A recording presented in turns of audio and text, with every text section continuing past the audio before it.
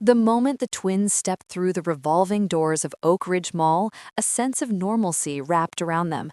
Bright lights, the scent of pretzels from the food court, and the faint buzz of shoppers' chatter. Jasmine and Tiana Carter, 16 and inseparable, laughed softly as they compared phone cases in front of a glass display, completely unaware of the pair of uniformed officers standing just past the fountain. Within seconds, the officer's eyes locked on them, narrowing with suspicion before either twin had a chance to notice. "Excuse me," one of the officers barked, stepping toward them, his hand hovering near his belt. "Can we talk to you for a moment?" Tiana froze mid-step, and Jasmine instinctively moved closer, their laughter dying in their throats. They had been trained, quietly, to navigate life in a world that sometimes saw them as threats, where others saw teens, but nothing had prepared them for this. The officer's tone carried a mix of authority and condescension, the kind that made every passerby turn their head, some curious, some concerned. "Do you two live around here?" the second officer asked, scanning their faces as if searching for proof of guilt in their features. Jasmine's heart raced. They were in a public space, yet suddenly the walls felt like they were closing in. Nearby shoppers paused, murmuring, sensing that tension in the air. The twins exchanged a glance, one silent question passing between them. Why us? The officers ignored the unspoken, pressing forward, making assumptions about the girls' presence, their demeanor, and even their skin. It was an instant reminder that the world could be unfair, that perception often outweighed truth, and that even a simple trip to the mall could become a confrontation neither of them had asked for. In that crowded atrium, under the hum of fluorescent lights and the eyes of strangers, the Carters faced a moment of scrutiny and bias that threatened to unravel the ordinary day they had anticipated. The officers moved closer, their presence suddenly overwhelming in the wide, open space of the mall. Jasmine and Tiana instinctively sidestepped, their bodies tense, hands brushing lightly against each other as if seeking unspoken reassurance. "We just need to ask you a few questions," the first officer said, his voice clipped, scanning their backpacks as though they contained some hidden crime. Shoppers began slowing down, some casting furtive glances, others clearly uncomfortable with the unfolding scene. Tiana's stomach churned with a mix of fear and indignation. "We haven't done anything," she said carefully, her voice steady despite the pounding of her heart. Jasmine's eyes flicked around, searching for an exit or someone in authority, but the bustling crowd seemed oblivious to the confrontation. The second officer stepped even closer, lowering his voice into a dangerous murmur only the twins could hear. "You know how this looks. Suspicious behavior, kids wandering around." Suspicious behavior? The words stung more than any physical gesture could. Their shopping trip had been innocent, a quick browse for new headphones and a shared craving for frozen yogurt, but here they were, judged and cornered.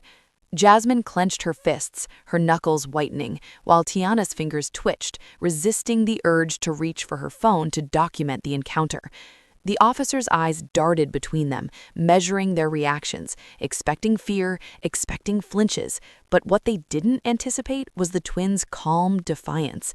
Whispered words of encouragement passed between Jasmine and Tiana, a silent pact to remain composed to survive the moment without giving them the satisfaction of panic.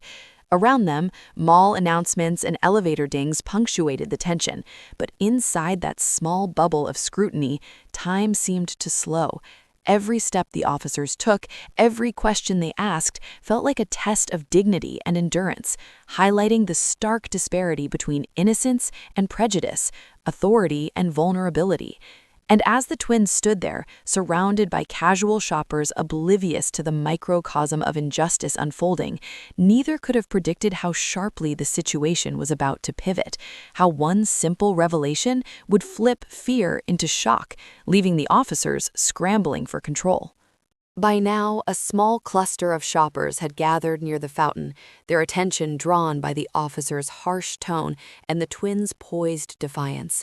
Jasmine and Tiana could feel the weight of eyes on them, some sympathetic, some indifferent, and a few with curiosity tinged with judgment, but they refused to let it break their composure. "Please, step aside and answer a few questions," the first officer repeated, his voice louder, sharper, as though raising it could assert control over the simmering unease around them.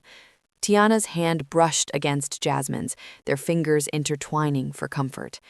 "We're not doing anything wrong," Jasmine said, her words calm but firm. The second officer, growing impatient, stepped directly in front of them, blocking their path toward the nearest exit. "Look, just cooperate and this will be over quickly," he said, but the underlying threat in his posture made the twins' stomachs knot. Shoppers whispered among themselves, some pulling out phones, sensing that the moment was escalating beyond a casual encounter.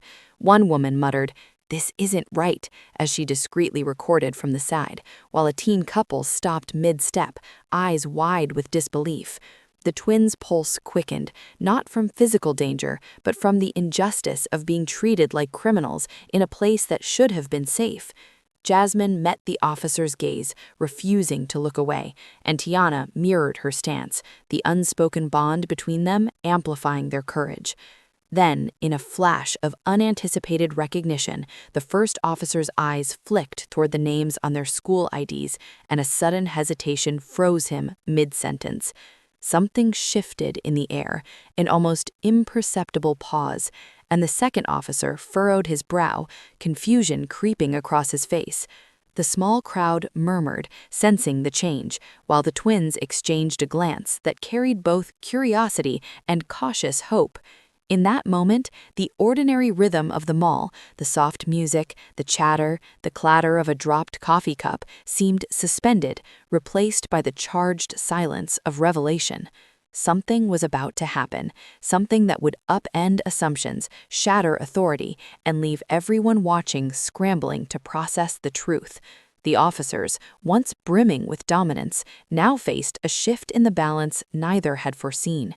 The first officer's hand trembled slightly as he reached for the school IDs, a flicker of disbelief in his eyes. "Wait, Carter?" he muttered under his breath, his voice low and almost imperceptible, but the second officer caught it, his own face paling as recognition dawned. The twins watched silently, aware that the dynamic had shifted but uncertain why. Jasmine, ever the quick thinker, kept her posture calm, while Tiana's eyes narrowed slightly, sensing the officer's sudden hesitation. "Yes, that's us," Jasmine said carefully, her voice steady as if testing the reaction. The first officer froze entirely, his hand hovering in midair. "Carter as in Chief Carter?" he finally asked, a mix of shock and panic lacing each word. Tiana's lips curved into a faint, knowing smile, and Jasmine nodded subtly. The murmurs among the crowd swelled as some onlookers whispered, catching fragments of the revelation. The officers, who had moments ago wielded authority with arrogance, now struggled to regain composure, their previous confidence evaporating in a flash of reality. You're the chief's daughters?" the second officer stammered, his eyes darting to Jasmine and Tiana and then back toward the crowd, now fully aware that the situation had flipped entirely. Choppers craned their necks, some pulling out phones to capture the moment, sensing that the scene was about to become viral before their eyes. Jasmine and Tiana maintained their calm, their expressions composed, but inside, a thrill of vindication surged. The first officer swallowed hard, his voice unsteady. I didn't know," he muttered, realizing that his assumptions had been disastrously misplaced. The second officer, beads of sweat forming on his temple, could only nod, his earlier aggression replaced with embarrassment and dread.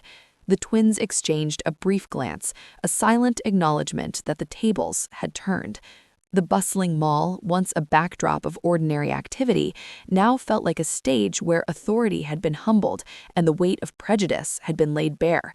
For a fleeting moment, the chaos of judgment, suspicion, and fear that had built over minutes seemed suspended, leaving only stunned silence punctuated by the collective awareness of everyone witnessing the officer's shocking realization. The officers' faces burned with a mixture of shame and panic as the realization sank in. They had cornered two teenagers, arrogantly assuming guilt based solely on appearances, only to discover they were the daughters of the very chief who oversaw their entire precinct. The mall's ambient noise seemed to fade, replaced by whispers, murmurs, and the occasional sharp click of a phone camera capturing the moment. Shoppers leaned closer, some shaking their heads in disbelief, others silently cheering the twins' composure, while a few exchanged uneasy glances at the officers' stunned expressions. Jasmine and Tiana, still standing side by side, kept their voices calm, measured, and deliberate, refusing to allow the embarrassment of the officers to dictate the scene. "We were just shopping," Jasmine said evenly, her eyes scanning the now silent crowd. "And we weren't causing any trouble," Tiana added, her tone equally firm. "You should have asked instead of assuming." The first officer stumbled over his words, attempting a weak apology that hung in the air unconvincingly. We just thought," he started, but the second officer cut him off, rubbing the back of his neck, muttering something under his breath. Nearby, a store manager approached, wary but concerned, asking if the girls were okay, while security personnel began subtly moving to diffuse the tension and ensure that the situation didn't escalate further. The twins nodded politely, keeping their composure, as the officers looked increasingly small under the gaze of the crowd and the moral weight of their own bias. For Jasmine and Tiana, the moment was surreal. Powerless seconds ago, now a startling reversal, where the very authority that had threatened them was floundering. Every shuffle of feet, every gasp from the bystanders, amplified the reality of what had happened. It wasn't just about embarrassment, it was about recognition, about accountability, about the dangerous assumptions that had led to the confrontation in the first place. And while the officers struggled to reclaim dignity, the twins stood tall, the public setting amplifying the quiet yet undeniable truth. Their identity, their composure, and their calm had turned the tables in a way no one in that mall would forget. The crowd began to ripple with murmurs and quiet applause, their curiosity now fully mixed with admiration for how composed Jasmine and Tiana remained. The officers, once brimming with authority and control, now seemed fragile, uncertain, and exposed in front of dozens of strangers who had been silently watching the interaction escalate. I apologize," the first officer said again, his voice strained, more out of instinct than sincerity. Tiana's eyes narrowed slightly, her patience tempered by years of having to navigate microaggressions and overt prejudice. "Apologies are meaningless if you don't examine why you assumed the worst," she said softly, but her tone carried an edge that made even the officer flinch. Jasmine, noticing a few teenagers in the crowd whispering and pointing, subtly tilted her head toward the officers, letting them know that their presence and behavior had been observed and recorded. The mall's security cameras, coupled with shoppers' phones, had already captured the entire exchange, and Jasmine's eyes gleamed slightly, aware that accountability was no longer abstract. It was immediate, visible, and inescapable. The second officer fidgeted, glancing toward the nearby store entrances as if plotting an escape, but the crowd's expectant eyes pinned him in place. A young woman stepped forward cautiously, holding her phone up. "Do you want this on social media?" she asked, half smiling, half worried. Jasmine shook her head politely. "No, but let's make sure it's clear what happened here," she said, her voice firm yet controlled. The first officer's shoulders slumped, his earlier bravado completely gone, replaced with the kind of humility that only surfaces when a person realizes the depth of their own misjudgment. Tiana shifted slightly, glancing around at the bystanders, feeling the tension ease ever so slightly as the officer's gaze wavered. In that charged environment of fluorescent lights, polished floors, and shoppers pausing in mid-step, the twins had not only survived the encounter, they had subtly reclaimed the narrative. The power dynamic had inverted completely, and the officers, once authoritative figures threatening intimidation, now felt the raw weight of exposure, their every movement scrutinized by the very public they had hoped to command with fear. The first officer ran a shaky hand through his hair, clearly struggling to regain even a fraction of the composure he had held moments ago, while the second officer's eyes darted nervously to the twins, then to the growing circle of onlookers. Jasmine and Tiana exchanged a quiet glance, a subtle reassurance that they were still in control, even as the officers fumbled over words, trying and failing to reassert authority. "Look, we didn't mean," the first officer began, only to be cut off by a sharp glance from Tiana that silenced him instantly. Around them, shoppers whispered and shifted, some shaking their heads, others murmuring support. A small child tugged at her mother's sleeve, pointing curiously, as if sensing the gravity of the scene in ways adults sometimes overlook. Jasmine's mind raced, thinking not just about the immediate humiliation of the officers, but the broader implications of what had just occurred, how quickly prejudice can escalate, how assumptions can threaten safety, and how a simple misunderstanding could have turned far worse. The mall's security personnel hovered discreetly nearby, ready to intervene if needed, but clearly allowing the situation to play out organically, recognizing that the humiliation of the officers was already enough of a deterrent. Finally, the first officer exhaled slowly, a mixture of embarrassment and grudging respect passing over his features, while the second officer muttered under his breath, avoiding eye contact with anyone. Jasmine stepped forward slightly, her posture calm, deliberate, radiating authority not granted by badge but by presence. "We're leaving now," she said evenly, her words carrying both warning and dignity. Tiana nodded in agreement, and together the twins began to walk toward the nearest exit, their steps measured, confident, as if reclaiming every inch of space the officers had tried to take from them. The crowd instinctively parted, giving the twins room, the tension slowly dissipating into quiet conversations, murmurs of shock, and discreet applause. The officers remained frozen for a moment longer, staring after the girls as they disappeared into the throng of shoppers, the realization fully settling in. They had misjudged not only the twins' innocence, but the authority their positions could not protect them from losing in public scrutiny. The mall, once a neutral space of casual commerce, had become a theater of accountability, and in the aftermath, Jasmine and Tiana carried themselves out not as victims, but as symbols of quiet resilience and unwavering composure under pressure. As Jasmine and Tiana walked toward the mall exit, the air seemed to shift around them, charged with murmurs of astonishment and admiration. Shoppers who had witnessed the encounter whispered to each other, replaying the events in hushed tones, while others discreetly recorded snippets, their phones capturing the rare spectacle of authority confronted and humbled in a public space. The twins moved side by side, their pace steady, their expressions composed but alert, aware that the officers, though embarrassed, might still try to assert control if given the chance. Behind them, the first officer rubbed his temple, muttering apologies that came too late, while the second officer sank against the edge of a nearby kiosk, his uniform crumpled and posture defeated. Mall security approached cautiously, gently asking if the twins were safe and offering escorts, but Jasmine and Tiana shook their heads politely. "We're fine," Jasmine said, her tone calm yet firm. "Thank you." Outside, the winter sun reflected off the polished glass and wet sidewalks, the air crisp and cleansing, as if symbolically washing away the tension that had gripped them inside. A few shoppers followed at a distance, eager to witness the twins' final steps and perhaps catch a word of their reflections. "That was unreal," whispered one young man to his friend, eyes wide.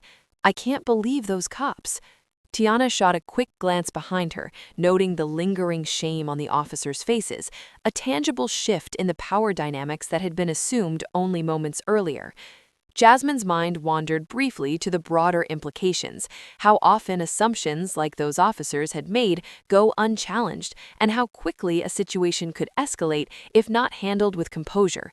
But she didn't dwell long. The twins had survived, and that was what mattered most in the moment. As they stepped onto the sidewalk and felt the cold air brush against their faces, they allowed themselves a small, shared smile, a silent acknowledgement of triumph, not in spectacle, but in dignity preserved. Behind them, the officers remained in the atrium, their authority diminished in a way that no internal memo could repair, and the crowd slowly dispersed, still buzzing with whispers, smartphones in hand, as the story began its first ripples toward becoming the moment everyone would talk about for days to come. In the quiet of that afternoon, the twins' resilience had transformed a routine shopping trip into an indelible lesson in presence, composure, and the unexpected power of being seen for who you truly are. Inside the mall, the officers huddled near a decorative fountain, their voices low and tense, each word betraying the humiliation that had washed over them. The first officer ran his fingers through his hair repeatedly, muttering, "I can't believe we didn't realize," while the second paced in small circles, staring at the polished tiles as if the mall itself had judged them. Mall security had retreated to a safe distance, observing cautiously, and several store managers were quietly discussing what had transpired, some shaking their heads, others dialing colleagues to report the incident. Meanwhile, Jasmine and Tiana had exited into the sunlight, their backpacks snug on their shoulders, and walked a few steps down the sidewalk before slowing, catching their breath. "Can you believe that just happened?" Tiana asked quietly, her voice carrying a mixture of incredulity and suppressed amusement. Jasmine shook her head, a small smile tugging at her lips. "They actually thought they could intimidate us, in the middle of the mall," she said. Their laughter was soft but filled with relief, a stark contrast to the tension that still gripped the officers inside. Back inside, the mall security reviewed the camera footage, confirming every word and movement, knowing that the visual record told a story far more compelling than any report could. The officers, once confident in their authority, now had to reconcile with the knowledge that their actions had been witnessed, documented, and criticized, not just privately, but publicly. Their colleagues, who arrived moments later after hearing the commotion, avoided eye contact, leaving the two officers isolated in the lingering shadow of embarrassment. Outside, Jasmine and Tiana navigated the crowded sidewalk, feeling the curious gaze of passersby, some of whom recognized the twins from local news or social media. They walked in silence for a moment, the weight of adrenaline settling into a reflective calm. In that pause, both understood that what had happened was more than a fleeting incident. It was a confrontation with bias, authority, and identity, a moment where composure, courage, and the truth had completely upturned expectations. The mall behind them continued its hum of commerce, unaware that for a few dozen witnesses, a lesson in accountability, humility, and the power of self-possession had just played out in real time. By the time Jasmine and Tiana reached the parking lot, the mall's routine rhythm had resumed inside, but the incident had left an indelible mark on everyone who had witnessed it. Shoppers still whispered as they passed, some sharing their phone's footage, others replaying the exchange in their minds, noting the twins' calm confidence in the face of prejudice. Jasmine and Tiana paused beside their car, leaning against the hood, letting the cool winter air wash over them as they exchanged a small, triumphant glance. "I can't believe how fast everything flipped," Tiana said, shaking her head. "They went from acting like kings of the mall to whatever that was," Jasmine replied, smirking faintly. Inside, the officers had retreated to a private corner, reviewing their own actions in silence. The first officer sat with his head in his hands, replaying every word, every gesture, each one now tainted by humiliation and the knowledge that the Carters' identity had completely undermined the authority they had thought they wielded. The second officer remained standing, stiff, glancing repeatedly at the security footage on his phone, realizing that their reputations were now tied not to power but to a viral reminder of arrogance and bias. Meanwhile, back in the mall, whispers of the twins' composure and the officers' public embarrassment spread quickly among shoppers and store staff.